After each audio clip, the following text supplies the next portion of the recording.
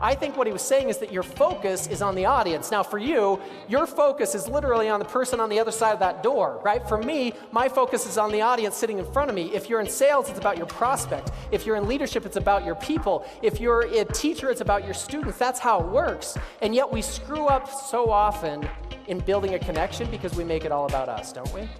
I believe that one of the most underrated skills in business is the ability to tell stories. Storytelling is such an effective skill because people remember stories, people engage with stories, and stories evoke emotion in people which causes them to take action. That's what influence is. It is about moving people to action. If I tell a story, I want you to feel it, experience it, and therefore be willing to act on it. And if I can do that effectively, that story becomes influential. So here's the foundation for influential storytelling, and this is crucial. You don't retell a story, you relive a story. Because when you relive a story, you automatically invite other people in to relive it with you. Masters of communication take complex ideas and they make them simple. Think for just a minute about some of the great communicators in our history.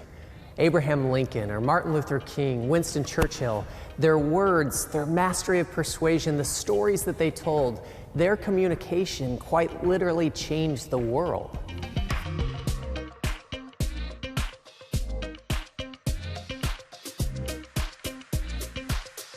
You want to establish that connection. George Bernard Shaw said that the biggest problem in communication is the illusion that it actually took place. Think about that for just a second. Because here's the thing, communication doesn't happen when it's said, it happens when it's understood. And stories are one of the best ways to establish that connection. They've actually done studies where they've measured brain activity, and they've shown that when I'm telling a story or when you're telling a story, the person hearing the story is having the same brain activity taking place. There's a literal connection that takes place. So does everyone have their quadrant identified?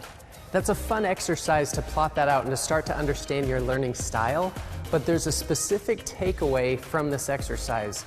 There's 4 questions that need to be answered. There's 4 questions that create a persuasive presentation. You see, each quadrant has a specific question in mind that they want to have answered. Quadrant number 1 is asking, why is this important to me? Why does it matter? Why should I pay attention?